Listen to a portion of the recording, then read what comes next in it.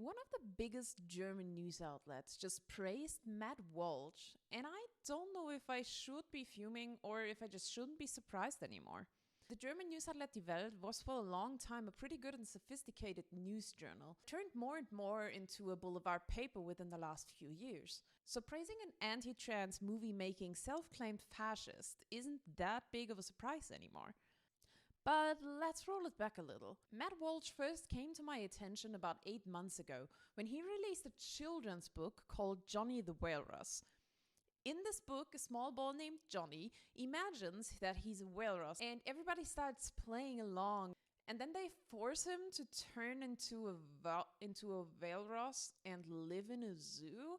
I don't really know, but the beautiful Samantha Lux actually made an amazing video about it on her channel, which Matt Walsh also made a response on, which basically just tried to insult her by calling her Sam to make her feel more like a man, because I don't get it. But obviously this book is trying to shoot against trans people, because we start to operate on 4-year-olds now. No, but seriously, how desperate do you have to be that you feel the need to shove your beliefs of human genitalia down the throat of 4 to 6-year-olds? I mean, I don't feel the need to go spread eagle on children, and I don't know why he does. I just want to know why so many people nowadays are obsessed with looking up my skirt before I can enter a public bathroom to freaking pee. But I'm getting a little sidetracked here, because after he wrote this beautiful children's book, he did something even more meaningful. He made a documentary. That's right. The man who wrote a children's book as an analogy for human private parts made a movie on the topic of said private parts attacking trans people all around the world. I don't want to talk about the tragedy of a documentary he made, because long story short, if you need a documentary that kills half of your brain cells with wrong information and hateful propaganda, you can totally go for it. No fricks given. But I watched a few batches of it and felt more brain dead than during my worst depression season, where I wasn't even able to get out of bed. Now, what is funny about that though, after the documentary was published, multiple trans influencers came public with emails and other evidence of Matt Walsh and his company trying to trick them into participating in said, I can't use the word anymore. I'm sorry. This is not a freaking documentary. This is a clown show. So let me start this again. Now, what is funny about that though? After the clown show was published, multiple trans influencers came public with emails and other evidence of Matt Walsh and his company trying to trick them into participating into said clown show by trying to pretend to be a pro-trans documentary. Luckily, most of these people caught on to the whole thing pretty easy due to the use of exclusive and transphobic language within said email. And sure, you can call me a leftist snowflake if you want to, but let's be real. Wait, that's not his name. Whatever. Basic transphobic white guy with basic transphobic white guy name triggers the heck out of me every time I read said name. Matt. Sorry. Mad. It was Matt. Sorry for all the innocent Matts out there. This name is totally not your fault. Which kind of brings me back to today and said German news article. Now, I'm not reading Welt. For matter of fact, I honestly don't really read any of the big German news outlets for various reasons. One of the main reasons being these kind of articles. There are enough small and unrelated news websites in Germany that do a way better job at researching information, being inclusive, and talk about stuff that is actually relevant for me. Because, believe me or not, I don't really care who takes care of the Queen's corgis after her passing. So luckily the first thing I saw regarding this whole topic was from one of my favorite sites, Volksverpetzer. They are always amazing at boiling everything down and not making me suffer through the actual brain pain of the actual article. By the way, the actual title of the original article was "The Easiest Question and How American Gender Experts Can't Answer It." So, hi, Post-Editing Lisa here. I just wanted to look up a picture of Matt Walsh, but to put into the video, but then decided to, fuck it, he doesn't deserve it. And while I was doing so, the title of the article was actually changed.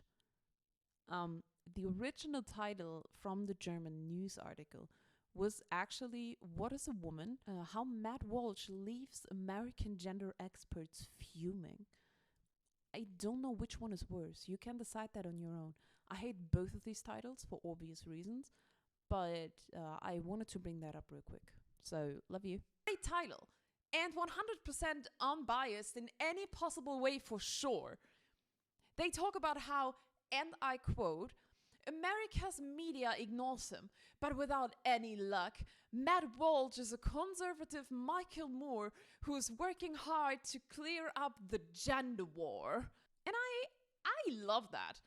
It sounds so dramatic. I could imagine a Vin Diesel movie with a similar description. Next summer, just here on DLC, watch Vin Diesel in the upcoming movie Gender War. As a conservative Michael Moore, he fights the war of bringing back a traditional gender norm after his wife decides to get a job instead of cooking dinner for him. Tune in when America's media is trying to shoot him down for speaking the one and only truth ever known to mankind. And then there's like explosions and gunfire and fast cars, you know the whole drill. Now, I could go on about the article and everything they have written in it, praising his amazing clown show, and I don't know. But should we give a clout to a man that thinks conversion therapy is the only option for gay and trans kids? Should we give a clout to a man who said that trans-affirming medical care for children and teenagers is sexual harassment and, trigger warning, in 3, 2, 1, rape? After writing a children's book about an analogy for human genitalia and saying that doctors who offer trans-affirming medical care for children and teenagers are as bad as Nazi researchers during World War II? Should we give clout to a man that thinks that the white supremacy conspiracy theory of the Great Replacement is accurate? Should we give a clout to a man that thinks that abortions should be criminalized as well as any form of miscarriage? Sadly, Matt Walsh is not the only one, and a rising of right-wing transphobes like him with a good knowledge of words and how to spread panic. The number of attacks on clinics who offer trans-affirming medical care for all ages is rising. The number of attacks on trans people is rising as well. Just a few weeks ago, a trans man was killed during a German Pride event after he tried to protect 2 women who were being sexually harassed by a bystanding man. Matt Walsh is praised as a hero in the Die Welt news article. The fact that he's sharing right-winged content is not discussed in any way at all. The ice is getting thin. People like Matt Walsh, J.K. Rowling, or Ben Shapiro spreading hate and misinformation.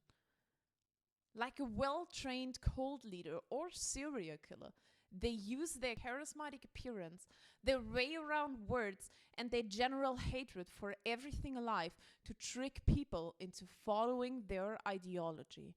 And we need to stop them. We need to raise our voice and stop them. We can't argue with these people, but we have to fight. We have to make sure that people like Matt Walsh realize that we can be loud. And maybe these videos will give people like him a clout, but it also gives a voice to every person that otherwise might not have been heard. So let's get freaking loud.